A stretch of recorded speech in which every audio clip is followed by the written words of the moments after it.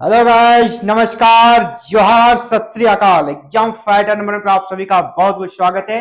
और एक बड़े ही इंपॉर्टेंट अपडेट के बारे में आप सभी से बात करेंगे। झारखंड असिस्टेंट प्रोफेसर वैकेंसी 2025 के बारे में बात होगी आज। और ये वैकेंसी कह सकते हैं कि काफी दिनों से चर्चा में है, डिमांडिंग है। और इसके बीच ये फिर से चर्चा का विषय बना हुआ है, क्योंकि यहाँ पर नीड बेस्ड असिस्टेंट प्रोफेसर की नियुक्ति हो रही थी झारखंड में। तत्काल काम चलाऊ वैकेंसी कर सकते हैं, उसको कर सकते हैं, कॉन्ट्रेक्चुअल बेसिस पे हो रही थी। और ये 2404 पदों पर जो भर्ती होगी, इसमें काफी ज्यादा कह सकते हैं पेच फंसा हुआ है। कभी लगता है ये वैकेंसी जेपीएससी करेगी, कभी लगता है यूनिवर्सिटी करेगी, और कभी लगता है कि इसके लिए जो नया नियमावली सरकार ने बनाई है उस नियमावली के तहत ये भर्ती होगी, और कभी लगता है कि पुराने नियम से होगा जो जेपीएससी ने बनाया था। 2018 की जो वैकेंसी थी, 2018 वाला, जो कि अभी भी आपका चल रहा है। तो 2018 के में जिस प्रकार नियुक्ति हुई थी, कभी लगता है उस प्रक्रिया के तहत नियुक्ति होगी। तो आज सारे सवालों का हम लोग जवाब जानने का प्रयास करेंगे एक एक करके, आखिर होना क्या है। झारखंड में असिस्टेंट प्रोफेसर नियुक्ति प्रक्रिया बदल रही है, ये तो आप अवगत हैं। और इससे जुड़ा हुआ एक लेटर भी अभी आप सभी को दिखाएंगे। ये लेटर इश्यू हुआ था। जेपीएससी के द्वारा बनाए गए पुराने नियम से नई भर्तियां होगी या फिर नए नियम से होगी, इस पर बात होगी। JPSC versus UGC. अभी जो नीड बेस्ड असिस्टेंट प्रोफेसर की नियुक्ति हो रही है वो यूजीसी के नॉर्म्स के रिगार्डिंग हो रही है, यूजीसी के नॉर्म्स के रिगार्डिंग हो रही है। तो झारखंड में जो भर्ती होगी ये 2404 परमानेंट असिस्टेंट प्रोफेसर की, वो किसके तहत होगी, यूजीसी के तहत या जेपीएससी के तहत, इसके बारे में हम लोग बात करेंगे। और नीड बेस्ड असिस्टेंट प्रोफेसर की वैकेंसी यहाँ पर चल रही है। रांची यूनिवर्सिटी में काफी हल्ला हुआ, इसके बाद इसे फिलहाल स्टे लगा दिया गया है। इसका क्या फ्यूचर है, क्या होना है, इसके बारे में भी बात करेंगे। तो चलिए वीडियो में बने रहना है और सभी मुद्दों पर हम लोग बात करते हैं। और ये देखिए, ये सबसे पहले जो अभी झारखंड में नियुक्ति प्रक्रिया चल रही है, जो कि यूजीसी के नियम के तहत ये प्रक्रिया चल रही है। ये यूजीसी के का जो नियम है उसके तहत ये प्रक्रिया चल रही है। अभी जो नीड बेस्ड की नियुक्ति हुई, यहाँ पर इसी प्रक्रिया के तहत हुई है। यहाँ पर क्या होता है ना कि आपको एपीआई के बेस्ड पर सिलेक्शन होता है। एपीआई में अलग अलग पॉइंट्स दिए गए हैं। जैसे ग्रेजुएशन में अगर आपका 60% एंड एबव है, आपको 15 मार्क्स दिए जाएंगे। जिसका 55 टू लेस देन 60 उसको 10, और 45 टू 55 को 5 मार्क्स दिए जाते हैं। इसी प्रकार पोस्ट ग्रेजुएशन में आप देख लीजिए, 60 एंड एबव है तो 20 मार्क्स है, और 55% है या कह सकते हैं 55% है तो उसको लेस देन 60 है तो 15 नंबर है ना। 55 टू 60 के बीच में है 15 नंबर है। इसके बाद एमफिल वाले के लिए 7 नंबर है, जिसका 60% एंड एबव है उसको 7 नंबर 7, और जिसका 55 टू 60 के बीच उसको 5 नंबर। नेट विथ जेआरएफ है तो आपको 15 नंबर है, पीएचडी वाले को भी 15 नंबर है। यानी यहाँ पर क्या किया है, इक्वलिटी लाने का प्रयास किया गया है ना। इक्वलिटी लाने का प्रयास किया गया। पीएचडी वाले, जैसे शिकायत था कि पीएचडी वाले ज्यादा नंबर ले लेते हैं एपीआई वाले में और वो सिलेक्ट हो जाते हैं, बेचारे जेआरएफ वाले बच जाते हैं। तो उसके लिए क्या किया है, दोनों को बराबर अवसर यहाँ पर दिया गया है। जो सिंपल नेट है उसको 10, और जो जेट है झारखंड एलिजिबिलिटी टेस्ट, उसके लिए भी 10 नंबर यहाँ पर दिया गया है। रिसर्च पब्लिकेशन में आपको 8 नंबर है। इसके बाद अगर आपका टीचिंग एक्सपीरियंस है 2 साल के लिए 4 नंबर है, और नेशनल अगर कहीं आप अवार्ड लेते हैं तो उसके लिए अवार्ड में 3 नंबर है, अवार्ड में 3 नंबर है। इसके अलावा जो अगर आप स्टेट लेवल के अवार्ड है उसमें 2 नंबर है, और इंटरव्यू में 20 नंबर का है। इसी के तहत जो यहाँ पर अभी नीड बेस्ड असिस्टेंट प्रोफेसर की नियुक्ति हो रही थी, इसी के तहत चल रही थी, और जो हो गई है इसी प्रक्रिया के तहत हुई है। और जो परमानेंट वैकेंसी आनी थी उसमें भी इसी प्रक्रिया को फॉलो किया जाता। लेकिन अभी कुछ दिनों से इस प्रकार की चर्चाएं हो रही है कि नहीं, ये जो प्रक्रिया है ये कैंसिल हो जाएगी, इसके तहत नियुक्तियां नहीं होगी, क्योंकि अभी चर्चा का विषय बना था रांची यूनिवर्सिटी, और इसीलिए वो लोग डिमांड करें इस वैकेंसी में जो परमानेंट वैकेंसी आए उसमें ये नियुक्ति प्रक्रिया नहीं चले, इसका वो बाइकआउट कर रहे हैं। और कैसे होना चाहिए, जो जेपीएससी के तहत जो नियुक्ति प्रक्रिया जेपीएससी के माध्यम से हो रही थी वो प्रक्रिया यहाँ पर होनी चाहिए। वो कौन सी प्रक्रिया है, तो चलिए जेपीएससी वाला मैटर हम लोग देख लेते हैं। जेपीएससी जो नियुक्ति प्रक्रिया 2018 वाला में जो हुआ था और अभी हो भी रहा है, कुछ विषय का बाकी है, उसको हम लोग देखेंगे। तो और ये चर्चा का विषय क्यों बना हुआ है इस पर भी हम लोग बात करेंगे। तो चलिए जेपीएससी वाला वो हम लोग नियुक्ति प्रक्रिया को समझने का प्रयास करेंगे। जेपीएससी किसके तहत करती है, जेपीएससी किसके तहत नियुक्ति करती है, तो ये देखिए, ये जेपीएससी का अभी 2018 का जो यहाँ पर नियुक्ति प्रक्रिया संपन्न हो रही है 2018 की वैकेंसी का, वो इसी के तहत हो रही है। यहाँ पे मैट्रिक के मार्क्स को भी जोड़ा जा रहा है, यहाँ पर मैट्रिक के भी मार्क्स को जोड़ा जा रहा है, और matric inter graduation, post graduation, PhD, NET, JET, तो इसके बाद आपका एक्सपीरियंस, पब्लिकेशन, सारा चीज वही है, लेकिन यहाँ दो चीज नया क्या है, मैट्रिक और इंटर। वहां का आपने क्या देखा, ग्रेजुएशन से शुरू है, यहाँ मैट्रिक से शुरू कर दिया है, और सबका मार्क्स का जो वेटेज है वो अलग अलग है, यहाँ का वेटेज अलग है, वहां का वेटेज, यहाँ पर थोड़ा डिफरेंस है, लेकिन ये भी एपीआई बेस्ड है और वो भी एपीआई बेस्ड है, दोनों ही एपीआई बेस्ड ही है, एपीआई बेस्ड है। लेकिन यहाँ पे क्या हो रहा है ना, आप एक चीज देखिएगा, पीएचडी को कितना नंबर दिया जा रहा है, पीएचडी नेट जेट को 15 है ना, पीएचडी नेट जेट को 15 नंबर दिया जा रहा है। तो यहां पर क्या आ रहा है ना कि पीएचडी वाला और जो जेआरएफ वाला ज्यादा डिफरेंस यहां पर है नहीं, हालांकि दोनों में गैप है बहुत, लेकिन माइनर गैप है।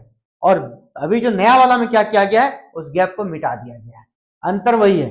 लेकिन अब ये नियुक्ति प्रक्रिया चलेगी या नई वाली चलेगी, बड़ा सवाल ये है। और यहाँ पर देखिए क्या होता है, मैट्रिक में फिर एक यहाँ पर बना दिया गया था पॉइंट टेबल, पॉइंट स्केल। इसी स्केल के आधार पर मान लीजिए अगर किसी बच्चे का मार्क्स 75 एंड एबव है तो उसको 10 मार्क्स, जिसका 74 है उसको 9.8, ऐसे ही एक लंबा सा यहाँ पर टेबल दिया गया है। और इसी के तहत आपका जो भी परसेंटेज है, मान लीजिए अगर किसी बच्चे का 50% है तो उसको कितना पॉइंट मिलेगा मैट्रिक में, 50% वाले को तो 5 मिलेगा, ठीक है। तो यहाँ पर एक कह सकते हैं कि पूरा एक एक नंबर का अंतर से आपको दिक्कत हो रहा है। यहाँ देखिए 49 है तो आपको 40.8, और उसमें क्या था ना 20-20 नंबर का जो गैप बना दिया गया है, उसके तहत उस बीच में जो भी आ रहा है सबको बराबर नंबर मिल रहा है। यहाँ पे एक एक नंबर का भी यहाँ पे डिफरेंस है। इसी प्रकार इंटर वाले में भी देखिए, जिसका 75% है उसको 10 नंबर दिया जाएगा, जिसका 74 है उसको 9.8 दिया जाएगा, जिसका 73 है उसको 9.6 दिया जाएगा, ठीक है। तो ये सारा यहाँ पर सिस्टम है, यानी यहाँ अगर 1-2 नंबर से भी अगर आप किसी से पीछे हैं तो आपका जो एपीआई बनेगा वो फर्क पड़ेगा। जेपीएससी के तहत ये यहाँ पर सिस्टम चला आ रहा है, ठीक है। ये देखिए यहाँ पर ग्रेजुएशन का भी ऐसे बना हुआ है, ग्रेजुएशन में भी आपका जैसे परसेंटेज घटते जा रहा है, यहाँ पर आपको दिया जाने पॉइंट भी घटते जा रहा है, और 0.5 के रेट से ये घटते जा रहा है, यानी बहुत ज्यादा यहाँ पर कैसे बारीकी से अगर आप 5 नंबर किसी से पीछे हैं, 3 नंबर किसी से पीछे हैं तो आप नीचे आ जाइएगा। लेकिन नए वाले में ऐसा नहीं है, नए वाले में जो गैप दिया है उस गैप के बीच जो भी आ गया, मान ले 60 to 80 के बीच में जितना है, 61 वाले है, 62 वाले है, 63 वाले है या 79 वाले हैं, सबका नंबर क्या है नए वाले में बराबर है। यहाँ ऐसा नहीं है। यहाँ देखिए आपका अगर हम 75 और 70 के बीच का अंतर को देखें, यहाँ 22 दिया जा रहा है और यहाँ 18.25 दिया जा रहा है, यानी 4 नंबर का लगभग आपका डिफरेंस हो जा रहा है। ये पुराना वाला था जेपीएससी, ये जेपीएससी के द्वारा बनाया गया नियम है। और यहाँ पर आप देखिए अगर आप जेआरएफ हैं विथ पीएचडी है तो आपको 15 नंबर, अगर आप सिर्फ पीएचडी हैं, ठीक है, विदाउट जेआरएफ तो आपको 12 नंबर है। तो कितने का अंतर हुआ, अंतर यहाँ पर कितने होगा, गैप 3 नंबर का, सिर्फ 3 नंबर का ही गैप है, बहुत गैप नहीं है पीएचडी वाले और जो पीएचडी नहीं है, बस 3 नंबर का ही गैप है और उसमें गैप हटा दिया गया है। तो आप सभी के बीच मैंने दोनों नियुक्ति प्रक्रिया को लाया ताकि आपको ये पता चल सके, आप एनालिसिस कर सके आपके लिए कौन सा लगता है कि सही है, ठीक है। इसको भी इसका भी स्क्रीनशॉट ले लें आप और आप देखिए कौन सी नियुक्ति प्रक्रिया सही है, और आप कमेंट में जरूर दीजिएगा ताकि ये जो वीडियो है हायर एजुकेशन से जुड़ा हुआ हर जगह सर्कुलेट होता है एग्जाम फाइटर नंबर का वीडियो, तो वहां पे लोग कमेंट में देखे कि कौन सी नियुक्ति प्रक्रिया सही है, सरकार तक भी ये मैसेज जाए और सरकार को भी अपना जो नियम बदलाव कर रही है उसमें सरकार को भी समझने में आसानी हो कि कौन सी प्रक्रिया सही है। आप अपना पूरे तार्किक तरीके से अपनी बातों को रखिए, कमेंट सेक्शन में रखें ताकि सभी देख सके, है ना, सभी उसे जान सके कौन सी नियुक्ति प्रक्रिया सही है और सरकार को जो नियम है ना वो बनाने में आसानी हो। क्योंकि देखिए अभी ये न्यूज भी आपने देख ही लिया होगा, राज्यपाल को एनएसयूआई ने सौंपा ज्ञापन, क्या ज्ञापन सौंपा है, नीड बेस्ड सहायक प्राध्यापक नियुक्ति पूर्णतः रद्द कर जेपीएससी नियमावली से नियुक्ति करने की मांग। जेपीएससी का जो नियमावली है, जो मैंने अभी दिखाया आपको, जेपीएससी का नियमावली जिसके माध्यम से 2018 की नियुक्ति प्रक्रिया हो रही है, इस माध्यम से नियुक्ति प्रक्रिया हो। और कौन सा माध्यम है, अभी तुरंत मैंने आपको दिखाया। ये लोग कह रहे हैं कि NEET based assistant professor vacancy को रद्द कीजिए और नए नियम से नहीं, जेपीएससी के नियम से। जेपीएससी ने जो 2018 में असिस्टेंट प्रोफेसर की वैकेंसी निकाली थी, वहां जिस प्रकार नियुक्ति प्रक्रिया हो रही है, जो रूल्स रेगुलेशन मैंने दिखाया, उसी के तहत इस नियुक्ति प्रक्रिया को संपन्न कराएं। और राज्यपाल महोदय को इसने दिया है, ये ज्ञापन दिया है। इसके साथ ही इसने जो ज्ञापन दिया है राज्यपाल के साथ साथ आपका मुख्यमंत्री हेमंत सोरेन और विभागीय मंत्री सुदीप कुमार सोनू को भी, और विभागीय सेक्रेटरी और डायरेक्टर को भी अपना ज्ञापन इसने दिया है। यानी कह सकते हैं हर एक जगह जहां पर भी बातें उनकी रखी जा सकती है, हर जगह दिया है। हेमंत सोरेन माननीय मुख्यमंत्री महोदय को, इसके बाद जो उच्च एवं तकनीकी शिक्षा विभाग के मंत्री है सुदीप कुमार सोनू, उनको भी दिया है, और सेक्रेटरी महोदय और जो डायरेक्टर है उनको भी दिया है। यानी ज्ञापन सभी को दिया है। तो ये बड़ा सवाल है कि आखिर सरकार क्या करेगी। सरकार क्या करेगी, सरकार अभी उस पर विचार विमर्श कर रही है। और सरकार ने भी देखिए ये लेटेस्ट जो निकाला था रांची यूनिवर्सिटी के बाद कि ये जो नीट बेस्ड असिस्टेंट की नियुक्ति प्रक्रिया चल रही है उसको फिलहाल अभी स्थगित किया जाए, क्योंकि उस पर सरकार विचार विमर्श करना चाहती है। यहाँ पे देखिए सभी यूनिवर्सिटी को ये लेटर गया था। प्रेषक कौन है, प्रेषक आप देख लीजिए कौन है, राम निवास यादव, भारतीय प्रशासनिक सेवा यानी आईएएस डायरेक्टर उच्च शिक्षा, झारखंड का जो हायर एजुकेशन है उसके डायरेक्टर है। उसने सभी यूनिवर्सिटी को यहाँ पर ये लेटेस्ट दिया था। रांची, विनोबा भावे, कुल्हान, सिद्धू कानू, नीलांबर पीताम्बर, विनोद बिहारी महतो, डॉक्टर श्यामा प्रसाद मुखर्जी, झारखंड रक्षा शक्ति विश्वविद्यालय, झारखंड प्रौद्योगिकी विश्वविद्यालय रांची, जमशेदपुर महिला विश्वविद्यालय, सभी के लिए लेटेस्ट था। इसमें क्या कहा गया है कि अभी फिलहाल जो राज्य के विश्वविद्यालयों एवं अंगीभूत महाविद्यालयों में आवश्यकता आधारित प्राध्यापकों की सेवा प्राप्त करने के संदर्भ में निदेशालय पत्रांक इतना दिनांक इतना के द्वारा की जा रही सभी प्रक्रियाओं को तत्काल प्रभाव से स्थगित करने के संबंध में, इसको फिलहाल स्थगित करने के संबंध में यहाँ पर कहा गया है। क्यों, क्योंकि इनका यहाँ कारण यहाँ पे दे रहे हैं कि उक्त मामले में जो समाचार पत्र हैं या हमारे जैसे सोशल मीडिया में आवाज उठाने वाले लोग, उनके माध्यम से सूचना मिली है समाचार पत्र और सोशल मीडिया के माध्यम से कि जो सहायक प्राध्यापकों की नियुक्ति हो रही है इसमें कई बिंदुओं पर कठिनाइयां उत्पन्न हुई है। इस संबंध में रांची विश्वविद्यालय रांची के द्वारा विभिन्न विषयों में निर्गत जो मेरिट लिस्ट है उसमें राज्य के अभ्यर्थियों का समुचित अनुपात में प्रतिनिधित्व नहीं हुआ है, समुचित अनुपात में प्रतिनिधित्व नहीं हुआ है। यानी राज्य के ज्यादा बच्चे इसमें कह सकते हैं वंचित रह जा रहे हैं नियुक्ति प्रक्रिया से। इसी पर विचार विमर्श किया जाएगा। तो इसमें आपका क्या कहना है, आप सभी क्या सोचते हैं, क्या इस नियुक्ति प्रक्रिया को बदल दिया जाएगा? जेपीएससी वाला अगर नियुक्ति प्रक्रिया को अगर सरकार ले आती है पुराने वाले को, जिस प्रकार की एनएसयूआई डिमांड कर रही है कि जेपीएससी वाले नियुक्ति प्रक्रिया चलनी चाहिए, तो क्या उसमें बाहरी वाले नहीं आएंगे? इसकी गारंटी है कि उसमें बाहरी ज्यादा नहीं आएंगे? इसकी भी गारंटी वहां पर भी नहीं है। अगर है तो आप हमें कमेंट बताएं किस प्रकार वहां रुक जाएगा, वहां किस प्रकार रुक जाएगा? वहां भी तो नहीं रुक सकता है, वहां भी नहीं रुकेगा। आखिर जेपीएससी वाले और इसमें क्या फर्क पड़ जाएगा? अगर जेपीएससी वाले के तहत नियुक्ति होगी तो क्या फर्क पड़ जाएगा?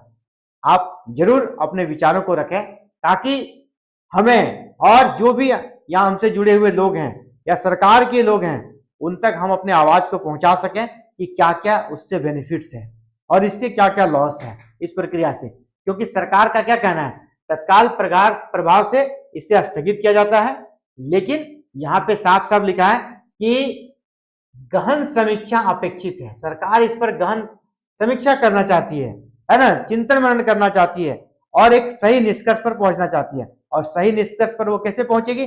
जिस प्रकार समाचार पत्र और सोशल मीडिया के आवाज के माध्यम से सरकार ने कह सकती ये विचार रखा कि हम लोग इस पर विचार करेंगे, गहन समीक्षा करेंगे और फिलहाल नियुक्ति प्रक्रिया स्थगित कर दी है।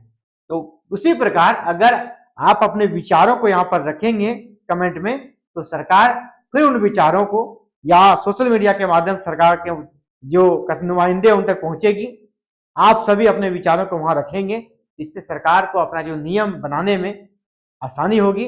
क्या होना चाहिए, तो आप सभी के लिए मैंने दोनों नियम सामने रख दिया और जो करंट अभी का सिनेरियो बना है उस पर भी हमने बात कर ली। अब आगे क्या होगा इस पर निर्णय अभी देखने वाली बात होगी, आप वेट कीजिए। कम से कम जिस प्रकार आज आपका 16 फरवरी है, आप पूरा फरवरी वेट करना होगा। अब आगे जो भी प्रक्रिया बढ़ेगी ना वो मार्च में ही होगा, मार्च से पहले यहाँ पर कुछ भी अब होने वाला नहीं है। अगले महीने में सारा कुछ क्लियर हो जाएगा, ये निश्चित है। अगले महीने में सरकार सारे नियम को क्लियर कर लेगी क्या होना है।